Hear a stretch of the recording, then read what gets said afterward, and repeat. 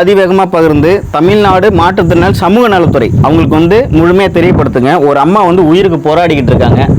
இவங்க வந்து பார்த்தீங்கன்னா கிட்டத்தட்ட ஒரு 2 வருஷமாக வந்து பார்த்தீங்கன்னா இந்த இடத்துல வந்து அவங்களுடைய ஆய் ஒன்றுக்க அப்புறம் பார்த்தீங்கன்னா ஒரு அந்த கழிவுகள் மேலே படுத்துக்கிட்டு ஒரு சுகாதாரம் இல்லாமல் ரொம்ப கஷ்டப்படுறாங்க.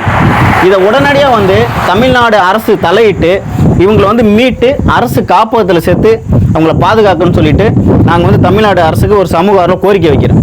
ஒரே ஒரு விஷயம்தான். இப்போ வந்து பார்த்தீங்கன்னா இவங்களுக்கான தமிழ்நாடு அரசு ஒரு நிதி ஒதுக்குறாங்க. 9818 கோடி வந்து ஒதுக்குறாங்க. அந்த நிதிகள் வந்து விளிம்பு நிலை மக்களுக்காக தான் ஒதுக்குறாங்க.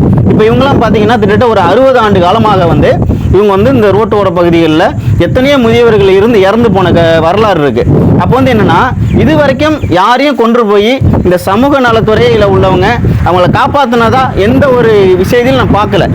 ஒரே ஒரு விஷயம் இன்னொரு என்ன தெரிஞ்சுங்க, இப்போ இந்த பணங்கள்லாம் வந்து இப்போ கொடுக்குற அந்த நிதிகள் வந்து கரெக்டாக வந்து இந்த மாதிரியான தாய்மார்களுக்கு தான் போய் சேருதா, இல்லை இவங்கெல்லாம் மீட்டு எடுத்து ஒரு இடத்துல வச்சு பராமரிக்கிறாங்களா?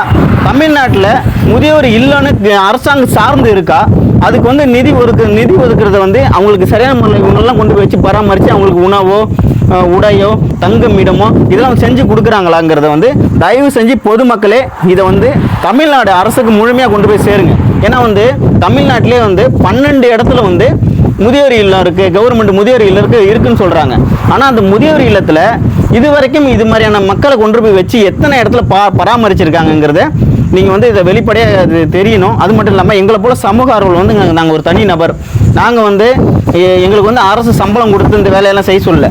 நாங்கள் ஏதோ கஷ்டப்பட்டு எங்களால் முடிஞ்சதை வந்து இது மாதிரி மக்களுக்கு ஓடி போய் செய்கிறோம்.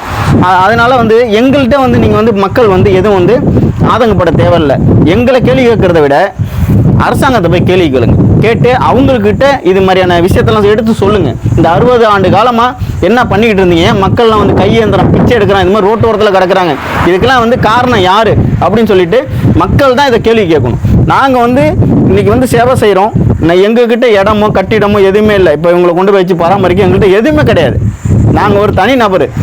நாங்கள் எங்களால் முடிஞ்சால் என்ன பண்ண முடியும்? இவங்களை குளிப்பாட முடியும், இவங்களுக்கு எதாவது நல்ல கிட்ட தான் செய்ய முடியும். ஆனால் இவங்களை ஒரு இடத்துல வச்சு பராமரிக்க எங்கள்கிட்ட ஒன்றுமே இல்லை. அதனால் தயவுசெய்து சொல்கிறேன், தமிழ்நாடு அரசு இந்த பதிவை பார்த்துட்டு உடனடியாக இது மாதிரி இருக்கிற தமிழ்நாடு முழுவதும் இருக்கக்கூடிய முதியவர்களை மீட்டு ஒரு இடத்துல வச்சு பராமரித்து அவங்க உயிரை காப்பாற்றணும்னு சொல்லிட்டு ஒரு சமூக கோரிக்கை வைக்கிறோம். கண்டிப்பாக வந்து தமிழ்நாடு அரசுக்கு இந்த பதிவு தெரியும் வரை பகிர்ந்து தெரியப்படுத்துங்க.